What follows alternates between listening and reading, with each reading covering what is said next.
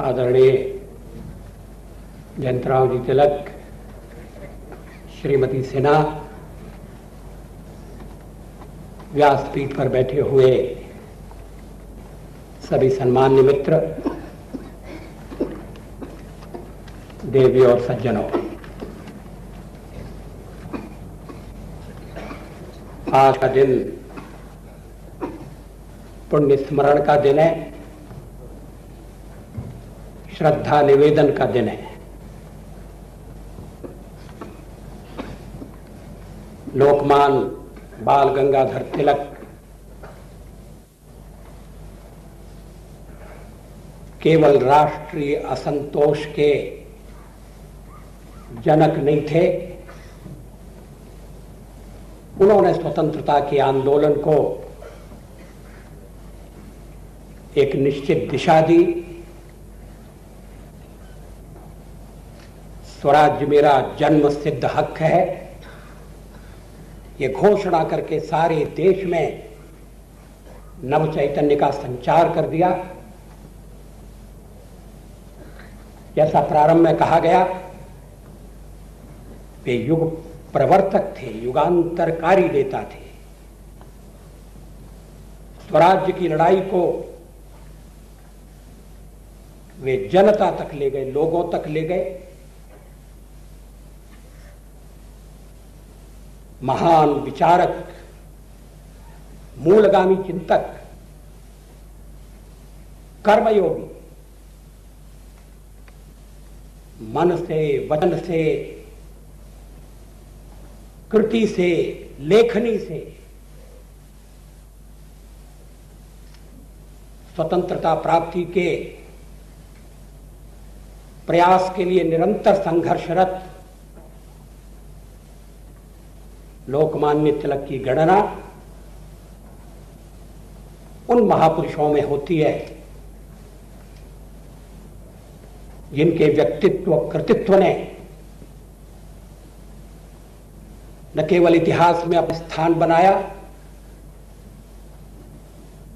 मगर उस काल के घटना चक्र को एक निश्चित दिशा दी।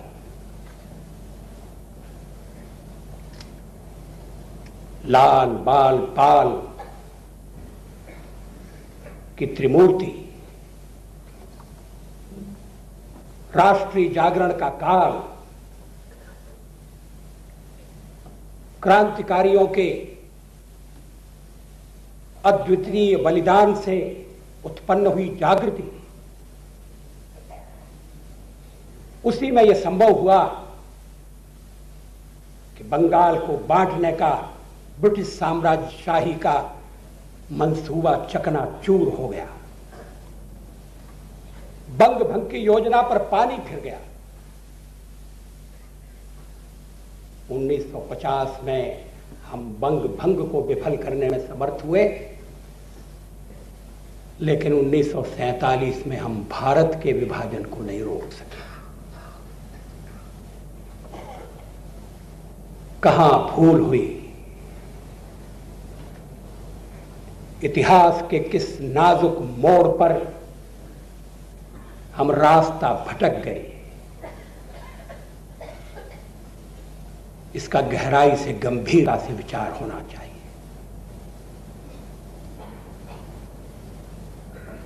मुझे तिलक महाराज के दर्शन करने का सौभाग्य नहीं मिला। सच्चाई तो यह है कि तिलक जी को मैंने केसरी के माध्यम से पहचाना। मैं ग्वालियर का निवासी, ग्वालियर बृहन महाराष्ट्र का एक भाग।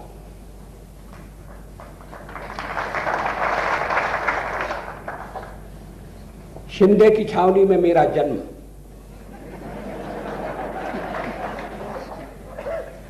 मराठी भाषी पड़ोसी, मेरे बाल मित्र,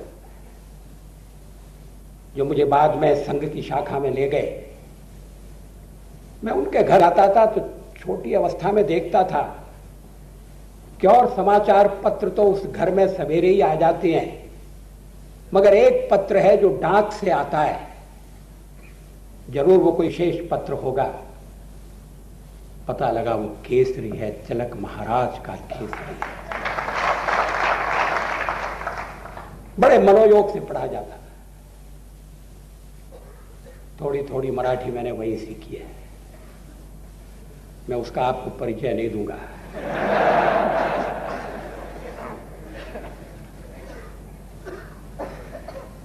ग्वालियर वालों ने मराठी को भी अपना रंग दे दिया है।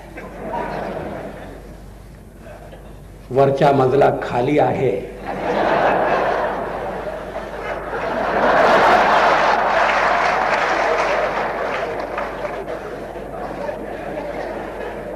ऊपर का मंजिल किराए के लिए खाली है। आप क्या समझे ये वरचा मंजिला खाली है?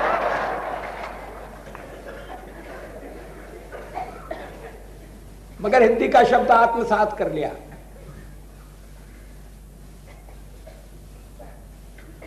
केसरी का एक विशिष्ट स्थान रहा है।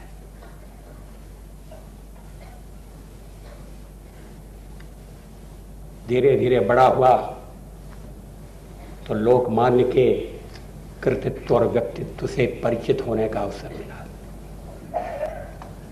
श्रीमती सिन्हा ठीक कह रही थी कि हमने अपने क्रांतिकारियों के साथ न्याय नहीं किया है। स्वराज्य आया है तो सबके समवेत प्रयत्नों से आया है। लोकमान्य तिलक ने गणेशोत्सव का उपयोग किया, छत्रपति शिवाजी महाराज की जयंती का लाभ उठाया, स्वराज्य के संदेश को गांव गांव तक, घर घर तक पहुंचाने का जो उनका अभिनव प्रयास था, उससे जो जन जागृति पैदा हुई, गांधी जी ने उसके ऊपर अपना आंदोलन खड़ा किया, अपना भवन खड़ा किया। लेकिन नींव लोकमान्य तिलक ने डाली थी।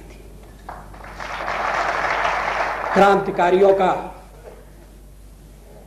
उन्होंने सम्मान किया, उन्हें प्रोत्साहन दिया। जो शस्त्र लेकर लड़े उनका भी वंदन है, और जो सत्याग्रह करके जेल गए उनका भी वंदन है। दोनों में विभाजक रेखा खींचने की क्या आवश्यकता है? विचार यह होना चाहिए, स्वराज्य की रक्षा कैसे होगी। मित्रों, मेरे मन में मिली जुली भावनाएं उठ रही हैं।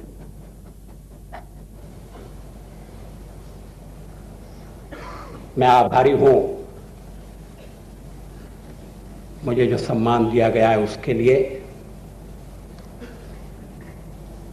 यद्यपि मैं जानता हूं कि मैं उसके योग्य नहीं हूं। मैं अपनी कमियों से परिचित हूं, मुझे अपनी न्यूनताएं मालूम है।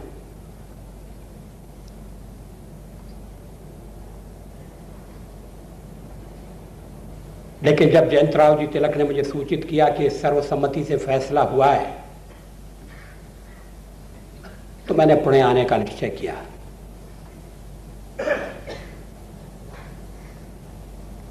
लेकिन कल से मैं व्यस्त हूं औरों के सम्मान समारोह में भाग लेने में। इससे अच्छा कार्य और क्या हो सकता है। मेरी प्रशंसा में बहुत सी बातें कही गई हैं। ऐसे अवसरों पर ऐसा ही होता है।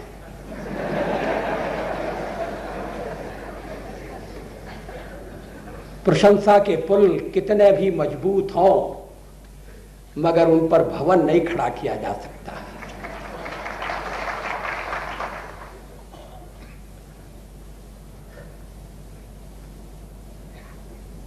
मैं तो परमात्मा से प्रार्थना करता हूं कि ये सम्मान मुझे रास्ता दिखाता रहे,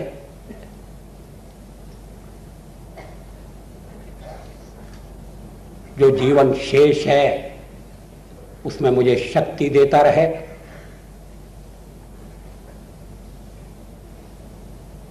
पुराने जमाने में जब तक व्यक्ति जीवित होता था तब तक उसका सम्मान न करने की परंपरा थी। अब समय बदल गया है, पता नहीं बाद में सम्मान हो या न हो, लेकिन मैं इस सम्मान के लिए ऐसी बात नहीं कह रहा। लेकिन उस परंपरा में एक सावधानी थी, व्यक्ति जीवित है तो कहीं भी उसका पैर फिसल सकता है।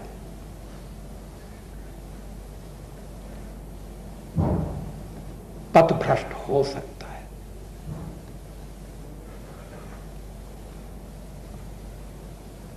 लेकिन जब कभी ऐसी घड़ी मेरे आगे के जीवन में आएगी, जब श्रेय और प्रेय में मुझे निर्णय करना होगा, जब कर्तव्य और भावना के बीच में टक्कर होगी, तो ये तिलक सम्मान मुझे एक चेतावनी देता रहेगा, मुझे बार बार आगाह करता रहेगा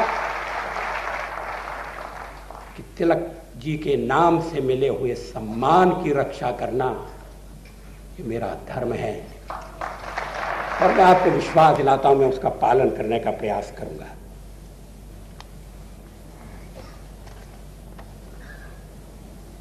मेरे सामने विचार व्यक्त करने के लिए कई विषय हैं। मैं सोचता रहा हूं किस विषय पर आपसे बातें करूं। देश अनेक समस्याओं से जूझ रहा है।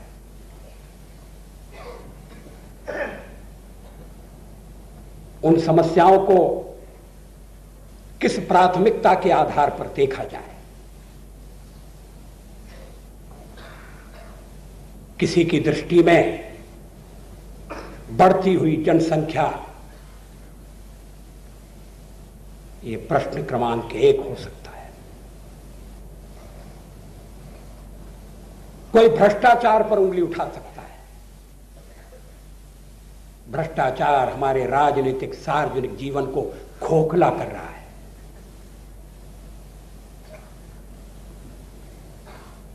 कोई कह सकता है कि लोकतांत्रिक संस्थाओं का जो अवमूल्यन हो रहा है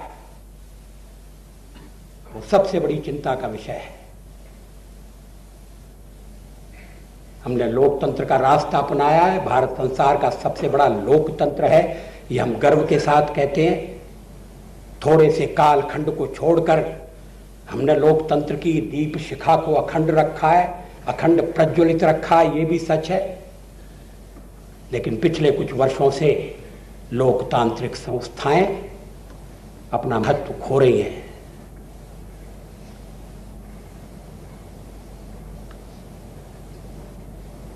राष्ट्रपति अपने को कॉपी बुक राष्ट्रपति कहने लगे। संसद का हाल आप देख रहे हैं। मैं यहां खड़ा हूं मगर पता लगाता रहा हूं आज पार्लियामेंट में क्या हुआ। विधानमंडल का बताने की आवश्यकता नहीं है। जब वर्षाकालीन सत्र प्रारंभ हुआ तो जब लोकसभा अध्यक्ष श्री शिवराज पाटिल ने हमारी बैठक बुलाई तो मैंने उनसे कहा था कि अध्यक्ष महोदय, पार्लियामेंट की उपयोगिता में, महत्ता में लोगों का विश्वास घट रहा है।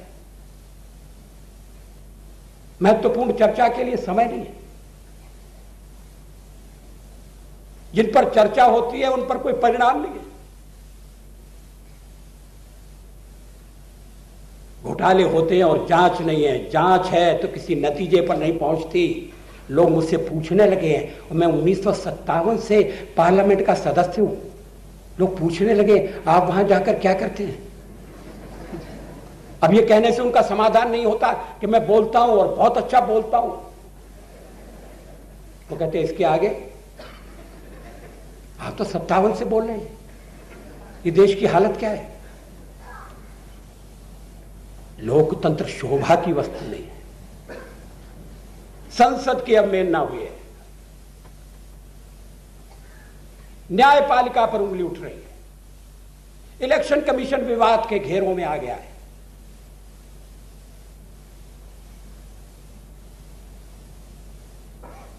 यह अवमूल्यन चिंता पैदा करता है।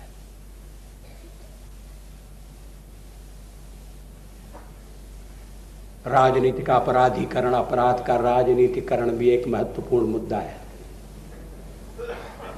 पहले अपराधी राजनेताओं का संरक्षण मांगते थे, पुलिस अगर पकड़कर ले जाए तो सहायता की आशा करते थे। बाद में वे चुनाव जिताने में खुलकर मदद करने लगे और सब तरह की मदद करने लगे। फिर जब उन्होंने देखा कि उनके बिना चुनाव नहीं जीते जा सकते तो उन्होंने खुद चुनाव लड़ना शुरू कर दिया और अपराधी जनप्रतिनिधि बन के बैठे। राजनीति और अपराध का गठबंधन ये आंतरिक सुरक्षा के लिए भी खतरे पैदा कर रहा है।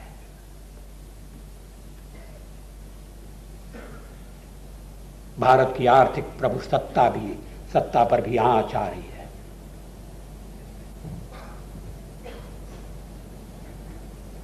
हमें स्वराज्य के साथ स्वावलंबन चाहिए। भारत अपने पैरों पर खड़ा रहे। विदेशों से ऋण लेने में आपत्ति नहीं है, मगर ऋण में डूब जाने में आपत्ति जरूर है।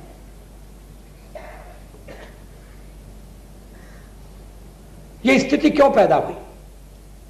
क्या आर्थिक क्षेत्र में, वित्तीय क्षेत्र में हम निर्णय करने के लिए स्वतंत्र हैं? जब देश दुर्बल था, जब औद्योगिकरण का ढांचा इतना सुदृढ़ नहीं था,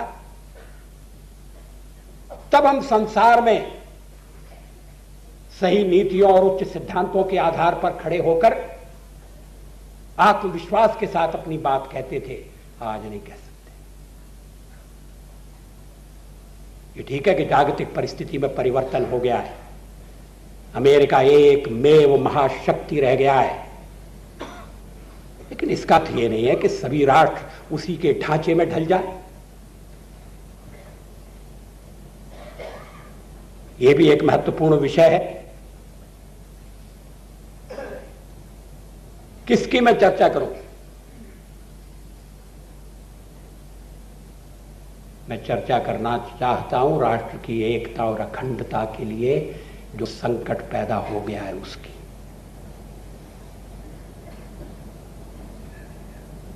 लोकशाही के दोष हम प्रयत्नपूर्वक दूर कर सकते हैं। 75-76 में लोकशाही खतरे में पड़ गई थी। ऐसा लगता था कि लोकतंत्र का स्थान एक परिवार तंत्र लेगा, लेकिन वो सफल नहीं हुआ। लोगों ने लड़ाई की, शांतिपूर्ण संघर्ष किया और श्रीमती इंदिरा गांधी को स्वयं अपनी सरकार की वैधता के बारे में संदेह हो गया। विश्व उनकी सरकार की वैधता को स्वीकार नहीं करता, ये उन्हें अनुभूति हो गई और उन्हें चुनाव का आदेश देना पड़ा। लोकशाही फिर से वापस आ गई।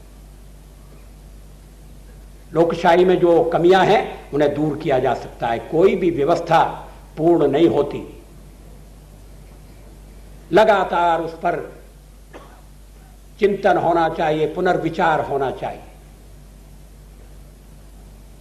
परिवार नियोजन पर भी आवश्यक कदम उठाए जा सकते हैं। वृद्धि को सीमित किया जा सकता है, नियंत्रित किया जा सकता है। हमने गंभीरता से उस प्रश्न की ओर ध्यान नहीं दिया है। राजनीतिक नेताओं और अपराधियों के बीच जो गठबंधन है, कड़ी कार्रवाई करके उसको भी ठीक किया जा सकता है। जो अपराधियों को पालते हैं, जो अपराधियों से साठगांठ करते हैं, जो अपराधियों के बल पर राजनीति करते हैं, उनके राजनीति में रहने का अधिकार नहीं होना चाहिए। ये लोगों का कर्तव्य है कि उनका राजनीति से बहिष्कार करें। उपाय हैं, और भी समस्याओं के उपाय हैं, लेकिन एकता और अखंडता की समस्या बहुत जटिल हो रही है। ऐसा नहीं कि उसका उपाय नहीं है, लेकिन जटिल हो रही है, उलझ रही है। और उसका कारण है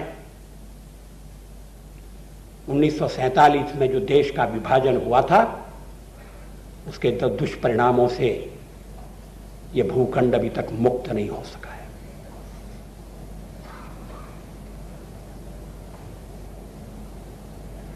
कश्मीर में क्या हो रहा है? जम्मू कश्मीर की स्थिति को बिगाड़ने में नई दिल्ली की सरकार की जो भूमिका है वो स्पष्ट है, उसकी चर्चा करने की अधिक आवश्यकता नहीं है। लेकिन पाकिस्तान का हस्तक्षेप, आतंकवाद को प्रोत्साहन, एक प्रॉक्सी वार चलाना और कश्मीर पर दावा करना, यह घोषणा करना कि कश्मीर के बिना पाकिस्तान अधूरा है। पाकिस्तान के कुछ पत्रकार मुझे मिलने के लिए आए थे और कहने लगे कि आपने हमारे राष्ट्रपति के, वो पुराने राष्ट्रपति की बात कह रहे थे, आपने हमारे पुराने राष्ट्रपति की घोषणा सुनी? उन्होंने कहा है कि कश्मीर के बिना पाकिस्तान अधूरा है। आपकी इस पर क्या प्रतिक्रिया है? मैंने कहा मैं प्रतिक्रिया देने को तैयार हूं, मगर एक शर्त है, यह प्रतिक्रिया आपको राष्ट्रपति तक पहुंचाना पड़ेगी। कहने लगे हमारा तो काम ही ये है, इधर का समाचार उधर और उधर का समाचार इधर। हमने कहा तो लिखिए, अगर पाकिस्तान के राष्ट्रपति समझते हैं कि कश्मीर के बिना पाकिस्तान अधूरा है, तो हम लोग ये समझते हैं कि पाकिस्तान के बिना हिंदुस्तान अधूरा है।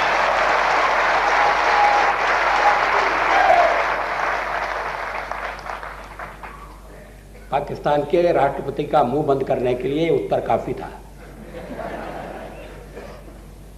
लेकिन उनके सोच की दिशा क्या है?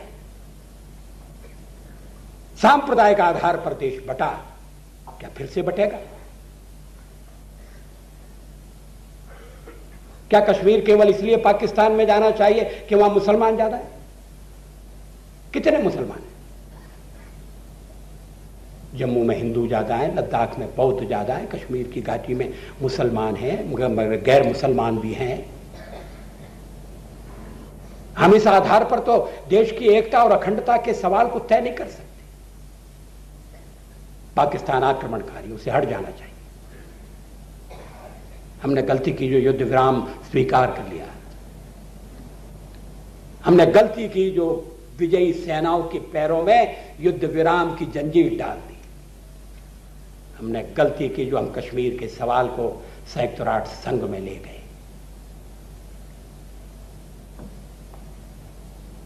हमें अपनी सेना को पूरा काम करने की अनुमति देना चाहिए।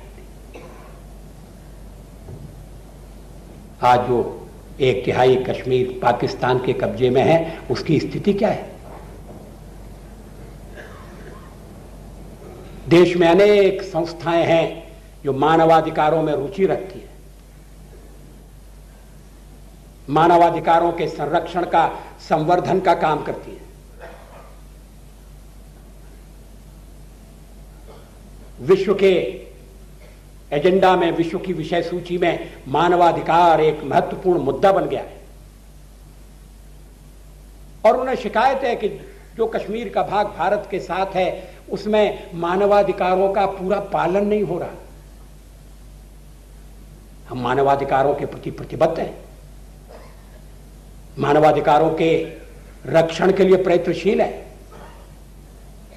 लेकिन अगर देश को तोड़ने की कोशिश की जाए हथियारों के बल पर, और हथियार भी बाहर से लाए जाए, जिसे सबवर्शन कहते हैं, उसकी क्रिया चले, तो क्या हम देखते रहे? क्या कोई देश इस तरह से एकता और अखंडता की रक्षा कर सकता है? 10,000 से अधिक AK-47 राइफल्स कश्मीर में पकड़ी गई है। हम तो AK-47 राइफल नहीं बनाते, हमारी ऑर्डिनेंस फैक्ट्रियां तो उसके लिए समर्थ नहीं है। ये हथियार बाहर से आए, ये राइफल्स बाहर से आए, पाकिस्तान से आई, ये आतंकवादियों को दी गई, नौजवानों को बरगलाया गया, इस्लाम के नाम पर भड़काया गया और हथियार लेकर हमारी सीमा में भेज दिया गया। हम सीमा की रक्षा नहीं कर पाए, हमारा दोष है। सीमा कठिन जरूर है, पहाड़ियों से भरी है, लेकिन ऐसी सीमा की भी रक्षा करना हमारा दायित्व है। पहले पंजाब के बारे में भी यह कहा जाता था कि सीमा को सील नहीं किया जा सकता। मेरी पार्टी ये मांग बहुत पहले से करती रही है। आखिर में पंजाब की सीमा सील कर दी गई। पंजाब के भीतर फौज को थोड़े दिनों के लिए आतंकवादियों से निपटने की पूरी छूट दी गई और पंजाब की जनता को भी आतंकवाद से लड़ने के लिए प्रेरित किया गया। उन्हें अभय की भावना से ओतप्रोत किया गया। पंजाब की स्थिति सुधर गई है, कश्मीर की स्थिति भी सुधारी जा सकती है, लेकिन इच्छा शक्ति नहीं है। गृह मंत्रालय परस्पर विरोधी बातें करता है।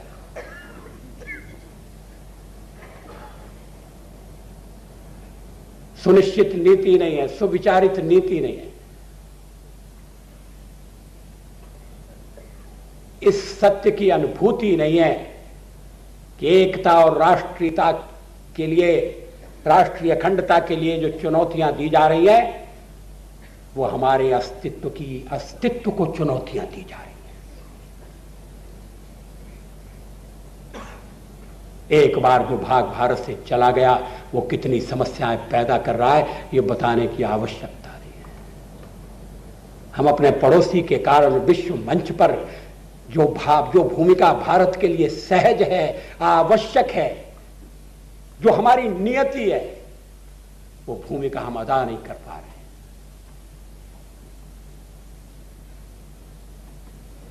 स्वार्थी अंतर्राष्ट्रीय शक्तियां हमें और पाकिस्तान को तराजू के बराबर पलड़ों में रखने की कूटनीति चल रही है, 1947 से चल रही है।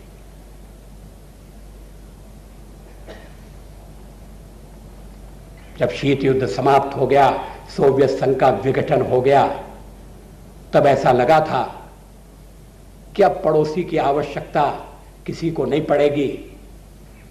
अब पड़ोसी कोई फ्रंट लाइन स्टेट नहीं है। अब भारत को काबू में रखने के लिए पड़ोसी को अनावश्यक प्रोत्साहन नहीं दिया जाएगा। लेकिन यह आशा पूरी नहीं हुई।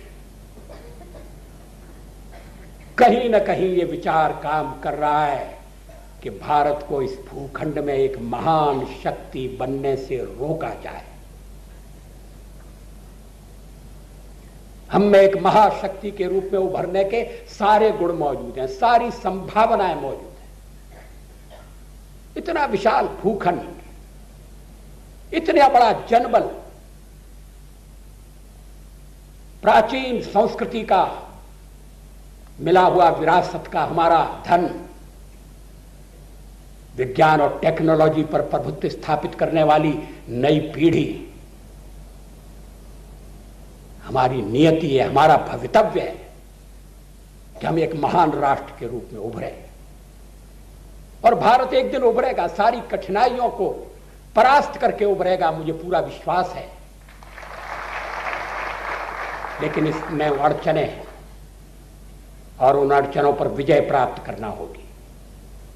राष्ट्र की एकता और अखंडता के लिए चुनौतियां दी जा रही हैं, उन्हें गंभीरता से लेना होगा।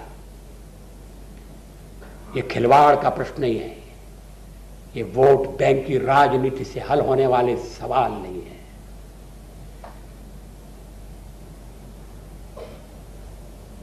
जिन कारणों से देश का बंटवारा हुआ, उनको दृष्टि से ओझल नहीं होने देना चाहिए। आज फिर वही तर्क दोहराए जा रहे हैं और मुझे आश्चर्य है कि हम गहराई में जाकर सोचने से क्यों इनकार कर रहे हैं।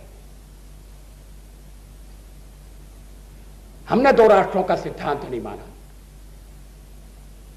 मजहब के आधार पर राष्ट्र नहीं बनते।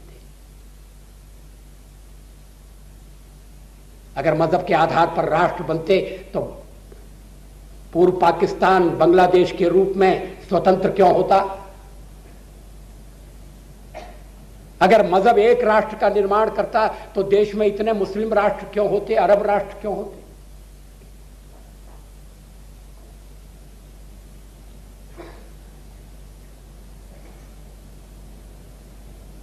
मजहब अलग अलग हो सकते हैं, लेकिन राष्ट्रीयता का आधार मात्र उपासना पद्धति नहीं होता। राष्ट्रीयता का आधार संस्कृति होती है। दोनों के अंतर को समझना चाहिए। लेकिन हमारे यहां एक चर्चा चल रही है, अभी भी चल रही है, ये जानते हुए कि ये विवाद अंग्रेजों ने पैदा किया, इस बात पर बल दिया जा रहा है कि हमारी संस्कृति एक कंपोजिट कल्चर है। कंपोजिट कल्चर क्या मतलब है? कंपोजिट कल्चर का कौन सा ऐसा देश है जिसकी कल्चर कंपोजिट नहीं है?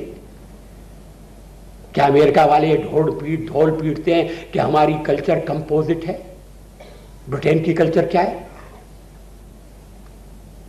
कल्चर एक्सक्लूसिव नहीं होती, कल्चर शुद्ध नहीं होती। एक भूखंड पर सैकड़ों साल से रहते रहते, सहते सहते, सुख और दुख को बांटते बांटते, जय और पराजय की स्मृतियां अंतःकरण में सजोते सजोते, बाहर के प्रभाव को हजम करते, एक दूसरे के अंतर विरोध को सामंजस्य में बदलते, जो लोग एक राष्ट्र के रूप में उभरते हैं, उन्हें जोड़ने वाली कड़ी संस्कृति होती है, मात्र उपासना पद्धति नहीं। हमारे अनेक उपासना पद्धतियां हैं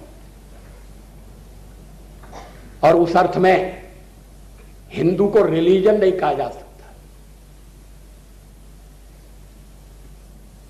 एक समय था जब इस देश में रहने वाले सबको हिंदू कहते थे। कार्ल मार्क्स ने कहा बहादुर शाह जफर को हिंदू किंग ऑफ हिंदुस्तान। तब हिंदू का स्पेलिंग HINDU नहीं होता था, DOO, हिंदू। और अजमल खान ने कहा था जब आर्य समाज का प्रतिनिधिमंडल उन्हें मिलने के लिए गया, उन्होंने कहा कि आप हिंदू की बात करते हो, हिंदू तो मैं भी हूं, क्योंकि हिंदू किसी ऑर्थोडॉक्सी का नाम नहीं है, हिंदू तो इस देश की पहचान है। बाद में अजमल खान बदल गए, एक अलग कहानी है। क्यों बदले उसमें भी गहराई से जाकर देखना चाहिए।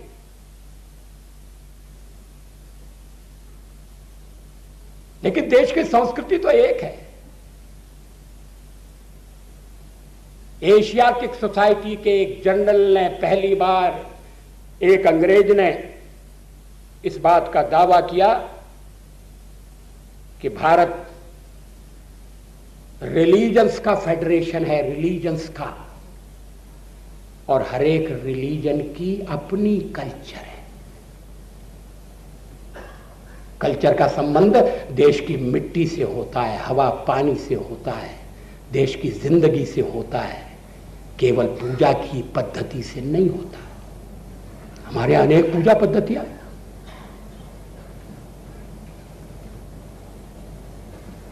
और हर पूजा पद्धति की स्वाधीनता है।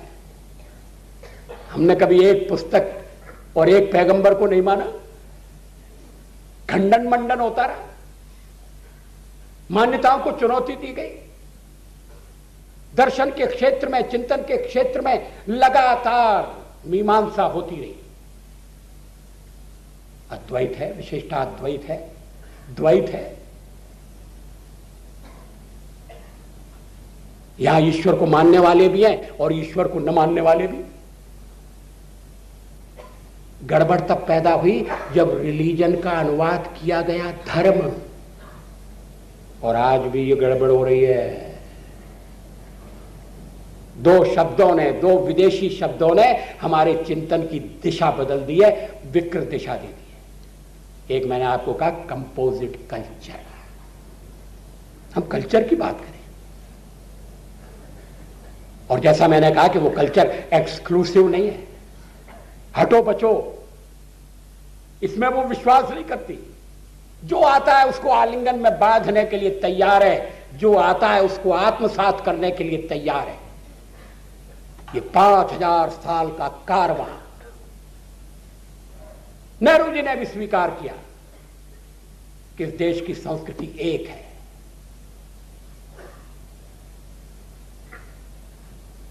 लेकिन आज इस एकता को चुनौती दी जा रही है। दूसरा शब्द है रिलीजन। रिलीजन का हिंदी में अनुवाद ठीक नहीं हो रहा, लेकिन धर्म को जब रिलीजन कर दिया जाता है तब तो सारा मामला बिगड़ जाता है। आज सवेरे मैंने कहा था कि मैं इस समारोह में आया हूं, मैं बड़े धर्म संकट में हूं। अब कोई अंग्रेजी वाला जरा इसका अनुवाद करके बताए, और उसको धर्म की जगह रिलीजन शब्द प्रयोग करना पड़ेगा। वो ये नहीं कह सकता I am in a very embarrassing situation, ये नहीं कह सकता। धर्म की बात करो, मैं धर्म संकट में हूं।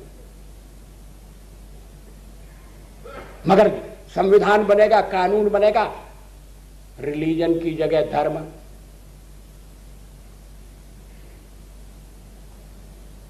अर्थ का अनर्थ हो जाता है।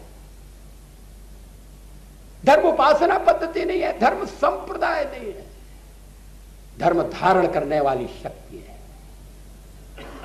हम जो कुछ है, हमारी जो सहज प्रकृति है, उस सहज प्रकृति को, स्वभाव को, गुण को ध्यान में रखकर जो हमारे विकास की चिंता करता है, वो तत्व धर्म है। युग धर्म, राजा का धर्म अलग, नेता के नाते मेरा धर्म है, वक्ता के नाते मेरा धर्म है, और श्रोता के नाते आपका भी एक धर्म है। आप अभी खड़े होकर कहें कि हमें आपका भाषण नहीं सुनना, तुम्हें गप्पो बसा, तो आप अपने धर्म का पालन नहीं करेंगे। और वक्ता के नाते मैं ऐसी बात करूं जो आपको भड़काने वाली हो, तो मैं भी अपने कर्तव्य का पालन नहीं करूंगा।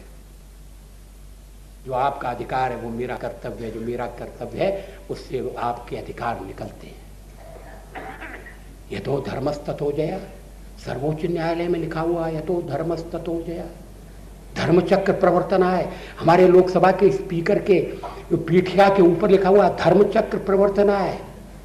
अब धर्म की आलोचना हो रही है, धर्म का जो उपयोग करते हैं उन्हें चुनाव लड़ने से वंचित किया जाएगा। तो मैंने लोकसभा में कहा ये धर्मचक्र प्रवर्तन है, में धर्म निकाल दिया जाएगा, तो किस चक्र का प्रवर्तन होगा? वो कौन सा चक्र है? वो चक्र भी चक्कर में बदल जाएगा, हम एक अजीब चक्कर में फंस जाएंगे। हाँ, सांप्रदायिक भावनाएं नहीं भड़कानी चाहिए, संकुचित भावनाएं नहीं भड़कानी चाहिए। उसके लिए पहले से कानून बना हुआ है, और वो केवल सांप्रदायिकता को लेकर नहीं है। अगर जातिवाद भड़काया जाए, अगर भाषा को आधार बनाकर लोगों की भावनाएं भड़काई जाएं, तो चुनाव में दखल लिया जा सकता है, चुनाव को चुनौती दी जा सकती है, अदालत बनी हुई है, मगर इससे संतोष नहीं है। राष्ट्रीय एकता की समस्या जो उलझ रही है, उसके मूल में चिंतन के बारे में ये जो भ्रमपूर्ण दिशा हमने अपनाई है, वो कारणीभूत है। मैं आपसे निवेदन कर रहा था कि कश्मीर में हमारी राष्ट्रीय एकता और अखंडता को सचमुच में चुनौती, गंभीर चुनौती दी जा रही है, और उस समस्या के बारे में देश का सही दृष्टिकोण होना चाहिए। जो मानवाधिकारों के लिए लड़ रहे हैं उनसे भी मैं अनुरोध करना चाहता हूं, अगर देश को तोड़ने की साजिश हो, हम क्या करें? क्या लोकतंत्र गौण नहीं हो जाएगा? क्या मानवाधिकारों की चिंता करते हुए भी हमारा सर्वोपरि कर्तव्य उस साजिश को विफल करना नहीं होगा? अमेरिका में एक बार राष्ट्रीय एकता को चुनौती दी गई थी। अमेरिका के राष्ट्रपति ने अमेरिका को गृह युद्ध में धकेल दिया, मगर देश को टूटने नहीं दिया। अब्राहम लिंकन के बारे में जो ये कहा जाता है कि वो गुलामी के सवाल पर गृह युद्ध के लिए तैयार हुए थे, वो ठीक नहीं है। उन्होंने एक अपने भाषण में ये बात को स्पष्ट किया था कि मैं खाली स्लेवरी के मामले पर लड़ाई के लिए उद्यत नहीं हूं। मुझे अपना यूनियन बचाना है, मुझे अपना राष्ट्र बचाना है। मैं अमेरिका को बंटने नहीं दूंगा और इसके लिए जो भी कीमत पड़ी होगी मैं चुकाऊंगा। 10 लाख लोग उस गृह युद्ध में मारे गए थे। अब्राहम लिंकन ने अमेरिका को बंटने नहीं दिया।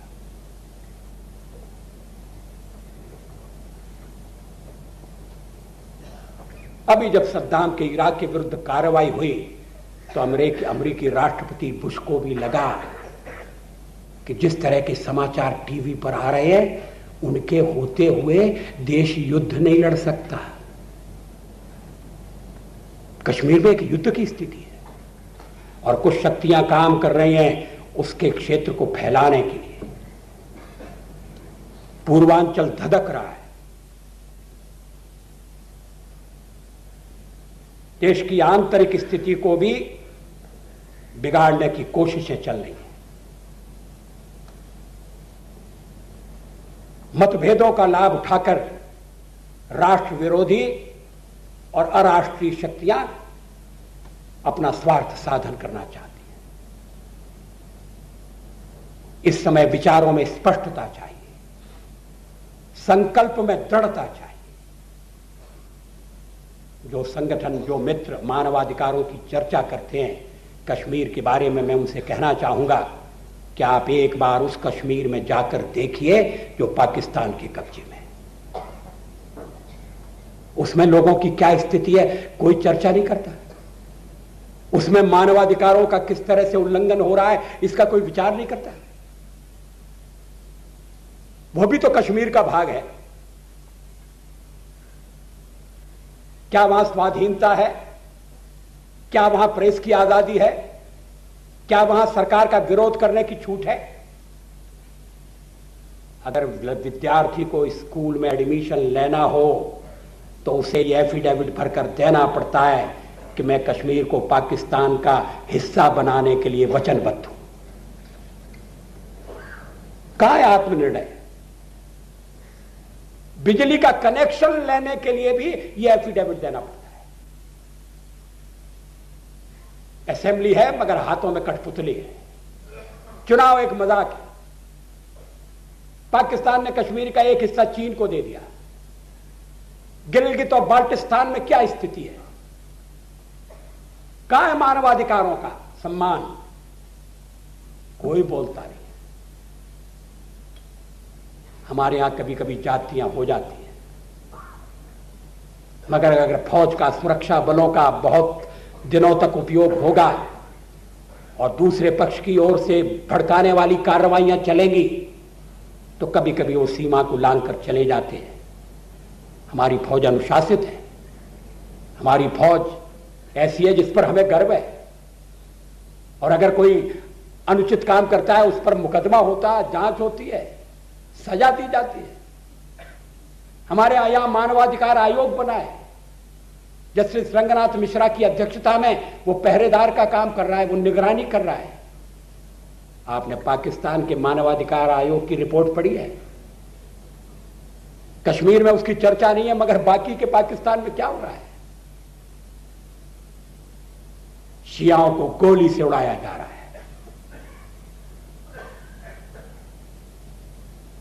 भाइयों को गैर मुस्लिम घोषित कर दिया गया है। ईसाई भेदभाव का शिकार बनाए जा रहे हैं। एक 11 साल के ईसाई लड़के को फांसी पर चढ़ा दिया गया इस आरोप में कि उसने अपनी पुस्तक में ईसा मसीह के खिलाफ कुछ लिखा था। बाद में जब जांच हुई तो पता लगा कि लड़का पढ़ा लिखा था ही नहीं, वो अपनी पुस्तक में, अपनी कॉपी में लिख कैसे सकता था। अब तस्लीमा के खिलाफ बांग्लादेश में जो कुछ हो रहा है वो हमारे सामने है और ये देश हमें मानवाधिकारों का उपदेश दे रहे हैं। और हमारे मानवाधिकारों के समर्थक संगठन ऐसी बातें कह रहे हैं जो उनको बल प्रदान करती हैं, उनकी पुष्टि करती हैं। मित्रों, अगर जेनेवा में पाकिस्तान की कूटनीतिक पराजय हो गई तो वो पराजय इसलिए हुई कि हमने इस बार जेनेवा में रणनीति बदल दी। हमने कहा भारत की ओर से बचाव बहुत हो चुका, हम अपनी सफाई बहुत दे चुके, हम देते देते थक गए। अब मौका आ गया है कि काउंटर ऑफेंसिव की नीति अपनाओ, पाकिस्तान को कटघरे में खड़ा। और पहली बार किसी अंतर्राष्ट्रीय मंच पर पाकिस्तान से पूछा गया, आप मानवाधिकारों की बात करते हैं, ये तो बताइए 1947 में जब देश का बंटवारा हुआ था तो आपके यहां कितने हिंदू थे और अब कितने हिंदू हैं? पाकिस्तान के नेताओं ने कभी कल्पना भी नहीं की थी कि भारत की ओर से यह सवाल भी उठाया जाएगा। और फिर उन्हें आंकड़े देकर बताया गया, इतने हिंदू थे, अब इतने हैं, आपकी आबादी बढ़ गई है और इतनी बढ़ गई है और हिंदुओं की संख्या घट गई है। हिंदू कहां गए? क्या पाकिस्तान छोड़कर चले गए, या आपने निकाल दिए, या मार दिए, या बला धर्म परिवर्तन कर लिया? जवाब दीजिए। उनके पास कोई जवाब नहीं था। और दुनिया के देश भी ये बातें सुनकर आश्चर्यचकित रह गए। आपको सुनकर ताज्जुब होगा, ये ह्यूमन राइट्स कमीशन में 51-52 देश हैं, उसमें 17-18 मुस्लिम देश हैं, अरब देश हैं, अफ्रीका के देश भी हैं। उन्हें पाकिस्तान ने इस्लाम के नाम पर बरगलाने की कोशिश की है, मगर हमारी सरकार ने उनके सामने ठीक तथ्य भी नहीं रखे। नरसिंह राव जी ने मुझे नेता बना दिया। लोग कहते हैं नरसिंह राव जी ने बड़ी चतुरता की, आपको जाल में फांस लिया, और अगर पाकिस्तान की विजय हो जाती तो आप भी दोषी ठहराए जाते। मैंने कहा हां, रिस्क तो था, मगर रिस्क लेने लायक रिस्क था।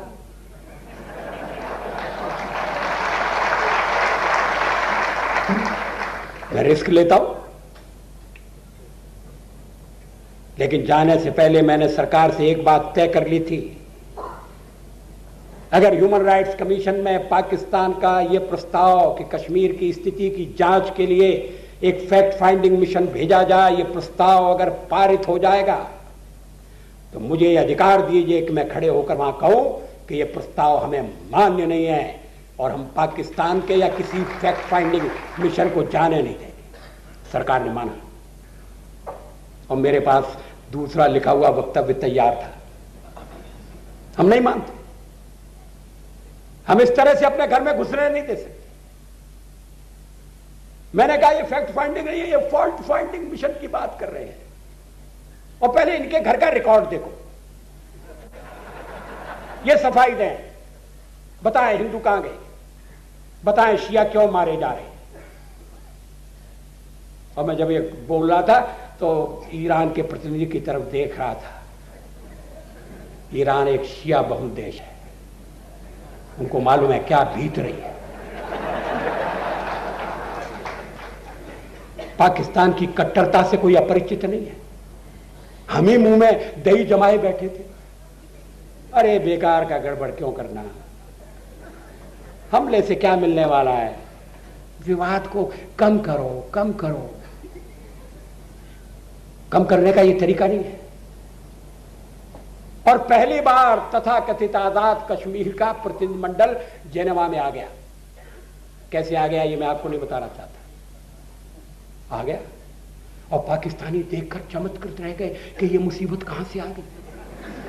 वो समझते थे कि वो आने की इजाजत नहीं देते हैं, आज तक आया नहीं, अभी कैसे आ सकता है। और उन्होंने वहां खड़े होकर जो पाकिस्तान के मुंह पर से पर्दा हटाया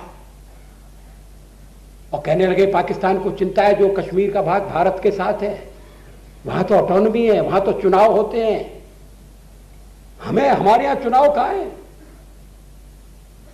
हमें अपना भाग्य बनाने का अवसर नहीं है, हमारे यहां सड़कें नहीं है, हमारे यहां स्कूल नहीं है, अस्पताल नहीं है, हमें बोलने की आजादी नहीं है। और हमने देखा पाकिस्तान का प्रतिनिधि उनके भाषण के बाद नाराज हो गया और उनके पास जाकर कहने लगा, जोर जोर से चिल्लाने लगा, तुम कहां से आए हो, तुम भाड़े पर आए हो, किराए पर आए हो। उसने कहा किराए पर तो आप लाए हैं जो भी थोड़ी देर में बोलने वाले हैं। और सचमुच में एक बोलने वाला खड़ा हो गया। हमने विश्व को शिक्षित नहीं किया है, हम हर जगह बचाव की मुद्रा में। जेनेवा में अयोध्या का मामला भी उठा था। हर एक देश के प्रतिनिधिमंडल से मैंने अलग अलग बात की। उन्हें मालूम है भाजपा का हूं, उन्हें मालूम है मैं विरोधी दल का नेता हूं। पहले तो ये बात उनके गले के नीचे नहीं उतरी कि सरकारी प्रतिनिधिमंडल का नेता और ये विरोधी दल का नेता कैसे हो सकता है। उन्होंने कहा ये अच्छी लोकशाही है, प्रतिनिधिमंडल सरकारी और उसको लीड कर रहा है विरोधी दल का नेता, ये भानगढ़ का है।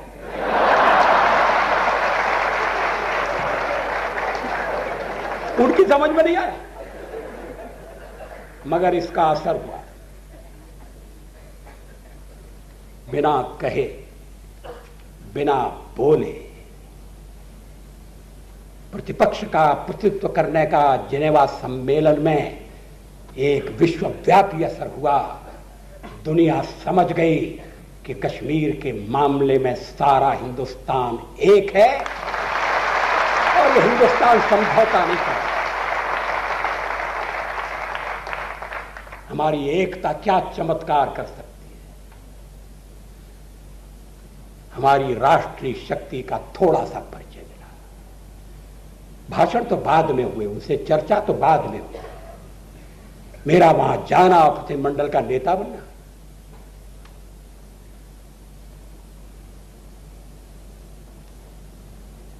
अलग अलग देशों से बातें हुई और उसमें एक दो प्रतिनिधिमंडल ने कहा कि कश्मीर में मुसलमान ज्यादा हैं, आप अच्छा है कश्मीर को जाने दो, आपके यहां मुसलमान वैसे भी परेशान हैं। और देखिए अयोध्या में क्या हुआ। हमने कहा अयोध्या का विवाद आपने सुना है, मगर कितनी गहराई से पता लगाने का प्रयास किया। कहने लगे हमने बीबीसी में देखा कि वहां पहले ढांचा था और दूसरे दिन देखा ढांचा खत्म। मैंने कहा हाँ ये हुआ है, लेकिन आपको मालूम है कि ये विवाद सैकड़ों साल पुराना है। आपको मालूम है कि ये दावा किया जाता है कि वहां मंदिर था जिसे तोड़कर मस्जिद बनाई गई। कहीं ऐसा कैसे हो सकता है? मंदिर को तोड़कर मस्जिद बनाई जाए, इस्लाम इसकी इजाजत नहीं देता। हमने कहा भारत का इस्लाम अलग है, आपको समझने में उसे समय लगेगा।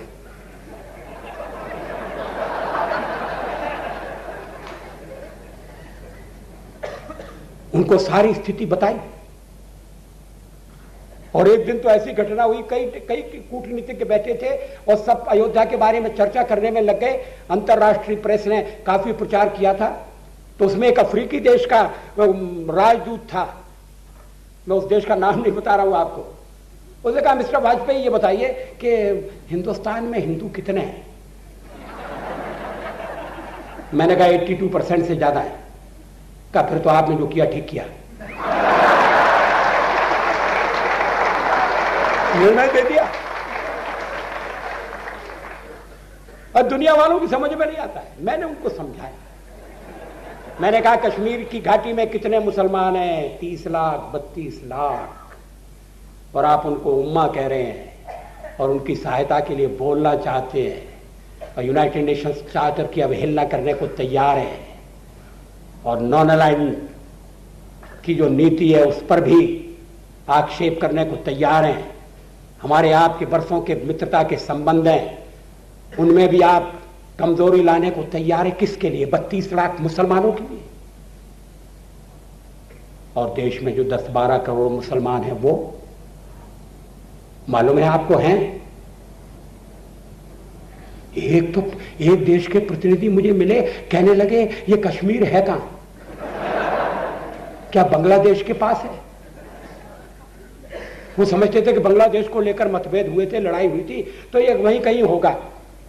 और मैंने उन्हें नक्शा मंगा के समझाया कि ये कश्मीर है। कितने देशों से इसकी सीमा लगती है, सामरिक दृष्टि से ये कितना महत्वपूर्ण है। लद्दाख जाने के लिए हमें कश्मीर की घाटी चाहिए और महाशक्तियां यहां अड्डा बनाना चाहती हैं। वो ये नहीं चाहती कि कश्मीर पाकिस्तान में चला जाए, वो चाहते कश्मीर आजाद हो जाए और उनका मोहरा बन जाए अंतर्राष्ट्रीय राजनीति की शतरंज पर। उन्हें लगा कि मामला गंभीर है। ये बातें उनसे पहले किसी ने नहीं की, इसकी किसी ने चर्चा नहीं की। हमारी कूटनीति बचाव की कूटनीति, और उसके दुष्परिणाम सामने आए। कश्मीर के प्रश्न पर एक बार यूनाइटेड नेशंस में दुनिया के मंच पर खुली चर्चा होना चाहिए। हमें कुछ छुपाने की जरूरत नहीं। क्या कश्मीर में मानवाधिकारों का उल्लंघन इससे पहले हुआ? कश्मीर पिछले 50 साल से भारत का भाग है। क्या कहीं हमें फौज की इस्तेमाल करने की जरूरत पड़ी? कहीं फौज के खिलाफ शिकायत मिली? सच्चाई तो यह है कि विदेशी राजदूतों का जो दल कश्मीर की घाटी गया था, उसने बाद में मुझे आकर बताया कि शिकायत सेना से नहीं है, शिकायत और जो सुरक्षा बल है उनसे है। और कश्मीर के लोग चाहते हैं कि अगर आपको आतंकवाद को दबाना है, और वो चाहते हैं दबा दिया जाए, वो तंग है। अब उनका मोह भंग हो गया है। अब पाकिस्तानी आतंकवादी इतने सक्रिय नहीं है जितने अफगान आतंकवादी सक्रिय हैं। वो लूट रहे हैं, वो घरों में जबरदस्ती डेरा डाले हुए हैं। वो अपनी पिपासा शांत करने के लिए लड़कियों को मांगते हैं और कहते हैं हम तुम्हें बचाने के लिए आए, हम अपना घर द्वार छोड़कर तुम्हारे लिए गोली खाने को तैयार हैं, और तुम अपनी बेटी भी हमें नहीं दे सकते। कश्मीरी मानस चिंतित है, और इसलिए स्थिति में थोड़ा परिवर्तन हो रहा है। पाकिस्तान को लगा कि प्रस्ताव गिर जाएगा, तब चीन और ईरान ने हस्तक्षेप किया और पाकिस्तान को तैयार किया कि प्रस्ताव पर जोर मत दो। उस दिन पाकिस्तान के प्रतिनिधियों का मुंह देखने लायक था। बेगम बेनजीर बड़ी दुखी हुई। बेगम बेनजीर इससे भी दुखी हुई कि भारत में विरोधी दल का नेता सरकारी प्रतिनिधिमंडल का नेतृत्व कर रहा है, और पाकिस्तान में विरोधी दल का नेता अपने प्रधानमंत्री के खिलाफ सारी दुनिया में भाषण करता हुआ घूम रहा है।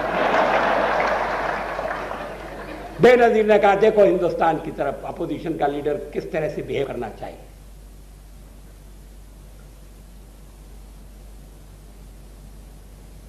राष्ट्रीय एकता के लिए बड़ी से बड़ी कीमत चुकाने को तैयार रहना चाहिए। जेनेवा की कूटनीतिक विजय के बाद मैंने प्रधानमंत्री को आकर कहा था कि कूटनीतिक विजय को स्थायी विजय में बदलिए। जमीन पर स्थिति सुधरना चाहिए।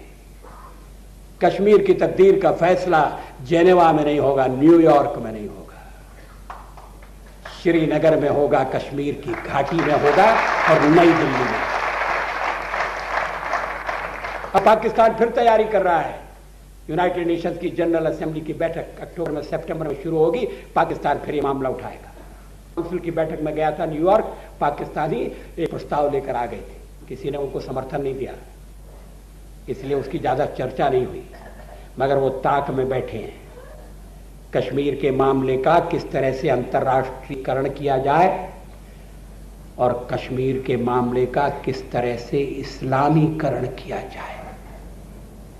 हमें दोनों प्रयास विफल करने हैं, और सबसे अच्छा तरीका यह है कि हम कश्मीर की घाटी में स्थिति को सुधारें, और सुधारा जा सकता है। जैसा मैंने निवेदन किया, एक दूरगामी नीति की आवश्यकता है, दृढ़ इच्छा शक्ति की आवश्यकता है, और सारे देश में एकता के लिए जो चुनौतियां खड़ी हो रही हैं, अखंडता पर जो संकट आ रहा है, उसके निवारण के लिए, उसके निराकरण के लिए सबको मिलकर बैठकर चिंता करनी चाहिए। मैंने आपसे कहा पूर्वांचल की स्थिति अच्छी नहीं है।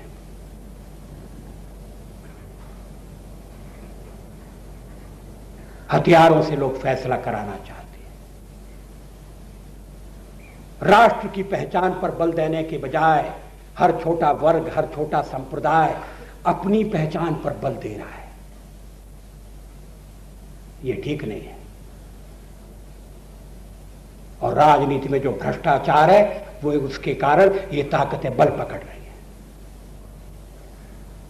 बांग्लादेशी बेरोक टोक चले आ रहे, अभी राजस्थान के मुख्यमंत्री भैरव सिंह ने आकर गृह मंत्री से शिकायत की कि बांग्लादेशी अपना देश छोड़कर भारत में प्रविष्ट हो जाते हैं और पूरे भारत की सीमा पार करके राजस्थान के रास्ते से सीमा पर पहुंच जाते हैं।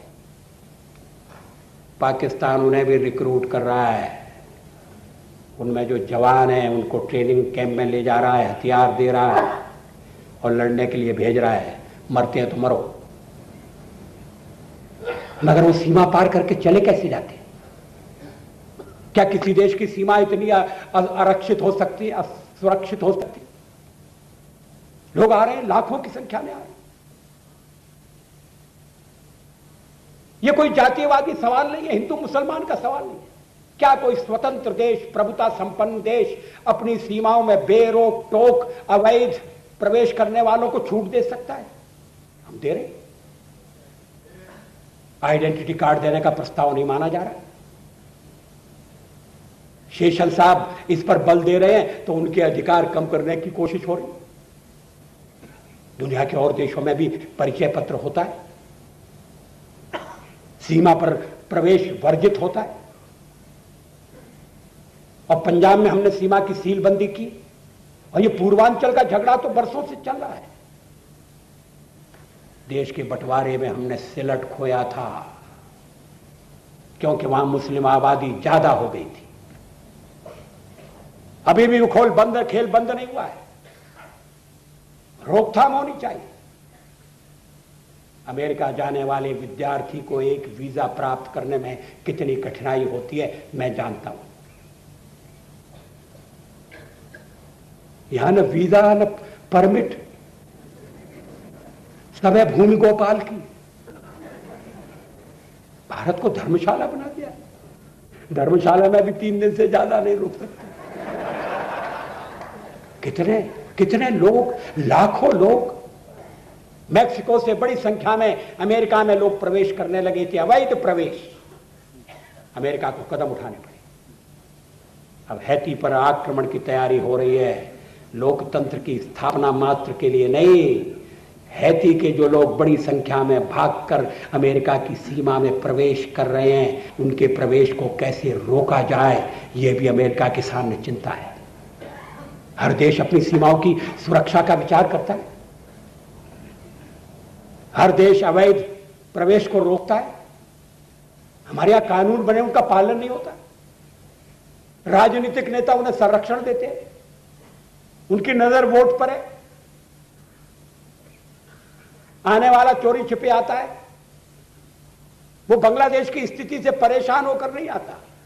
जो शरणार्थी बनकर आते हैं उनकी स्थिति भिन्न है, लेकिन जो जानबूझ कर आते हैं और प्रवेश करते हैं,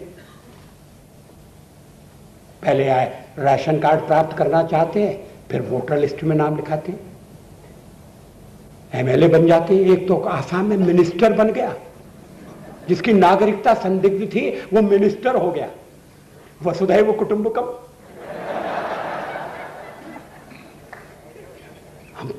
हम किधर जा रहे हैं? हम कौन सा खतरनाक खेल खेल रहे हैं? ये प्रश्न बड़ा गंभीर है। मैंने आपसे निवेदन किया, और समस्याएं उचित कदम उठाने से, प्रभावी कदम उठाने से काबू में आ सकती हैं, मगर देश की एकता और अखंडता अगर एक बार संकट में पड़ गई तो हमारे लिए अस्तित्व की रक्षा का प्रश्न पैदा हो जाएगा, जो आज पैदा हो गया है। हम उन स्वतंत्रता सैनिकों के, सेनानियों के भी आभारी हैं, क्रांतिकारियों का नमन करते हैं, जो स्वाधीनता के लिए लड़े।